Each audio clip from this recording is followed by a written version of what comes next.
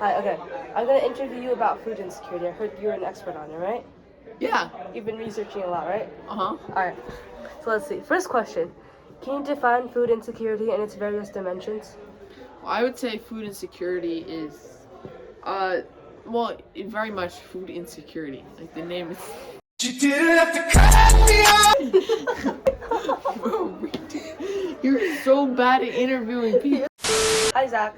Hey. Oh, I'm such an NPC. Take three. Hi, Zach. Hey. You're so Okay. bad. Take four. Hi, Zach. I've heard you're an expert on food insecurity and that you've been researching it a lot. Is that true? Yeah. It's very true. Can you define food insecurity and its various dimensions? Okay, so food insecurity is basically, as the name suggests, food insecurity. Oh my god. Oh, hell no. Okay, so food insecurity is basically food insecurity. I'm just gonna leave, okay? I'm just gonna leave. Okay, so food insecurity is as the name suggests. It's where to people food, which is one of the three requirements, water, food, and shelter, they don't have it. And it's hard for them to get a secure source of food on a daily basis. What are the primary causes of food insecurity globally? Well, one of them, the main one, poverty, and poverty is huge because, like, you need money to get food. Stop laughing. Stop laughing. Oh my god. Oops. Stop laughing, bro. We're trying to have a good interview. Laugh first. Start the whole thing over.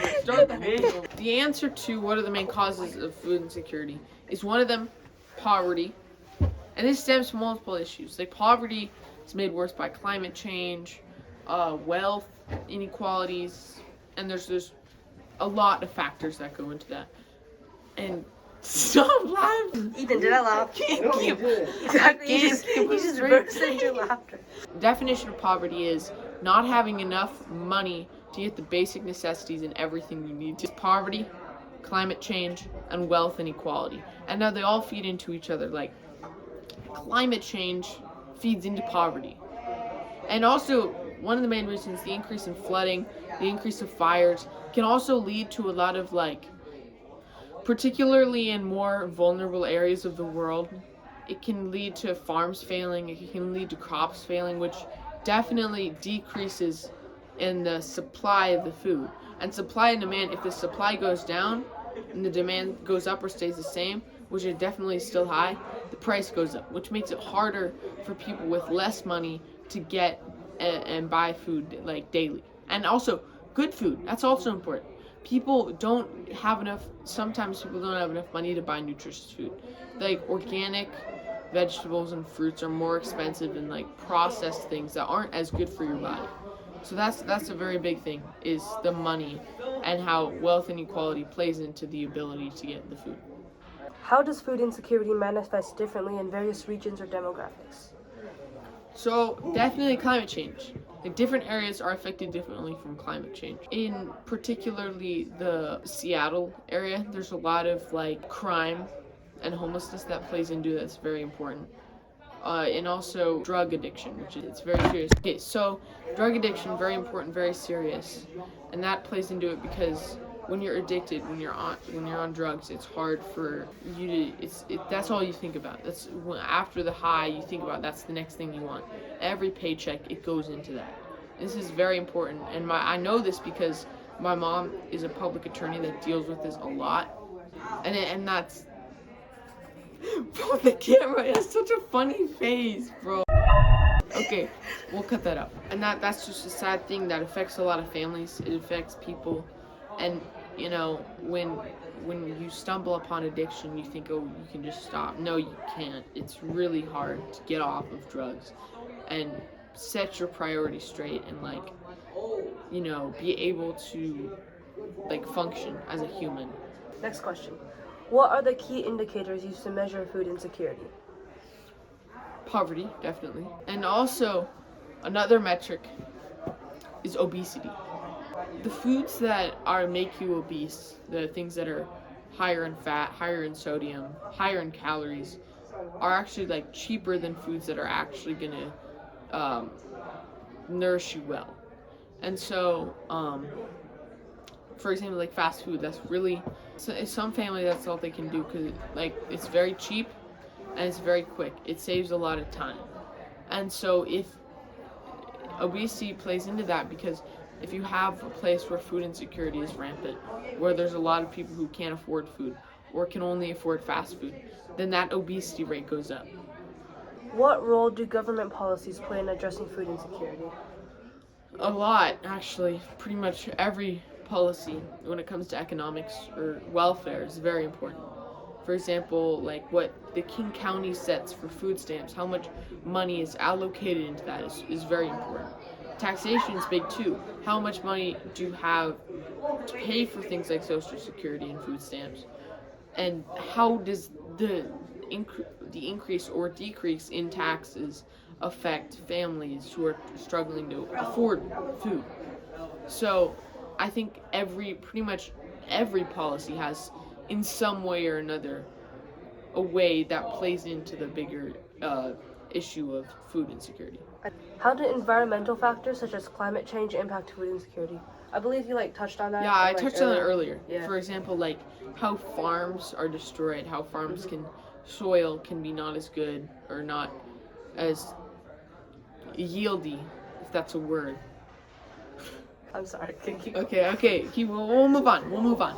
And that's very important how that plays into the definitely the supply of food.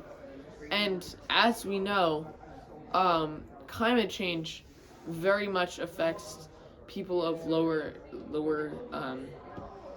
income. Yes, income. That's the word. Like they can't pay as much for emergency preparedness, pay as much for air conditioning and things like that. And so that's why it affects them more, because they're more reliant. They don't have enough things that can shield them, basically, which is why we have an obligation to cut down on what we are contributing to climate change so it doesn't come back to them. What are some effective strategies for addressing short-term food insecurity? More funding, more volunteers, definitely. Like, when I go to the food bank, they're pretty much taking in everyone that is above 14 years of age.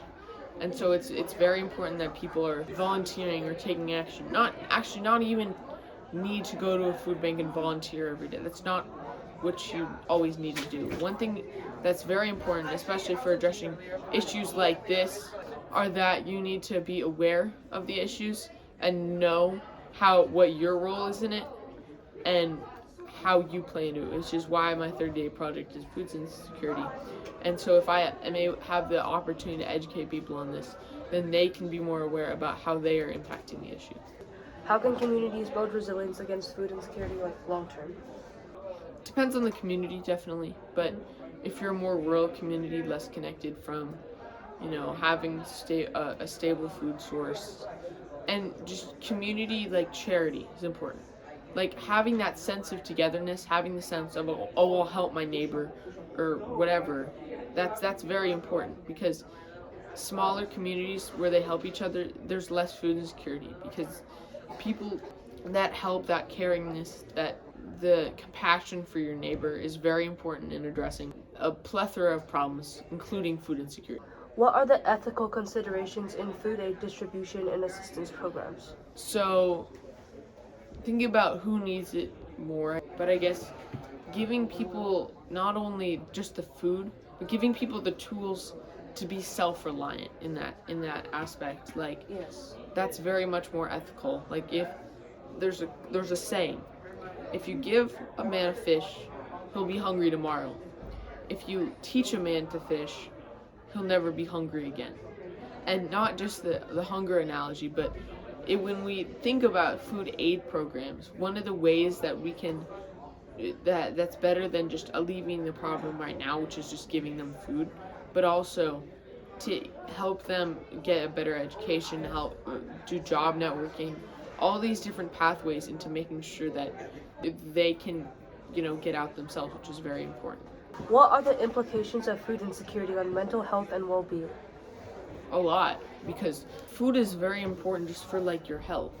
Like if you're not healthy, that just can cascade into many different things, whether it be mental health and yeah. Okay, thank you very much. Thank you. Bruh.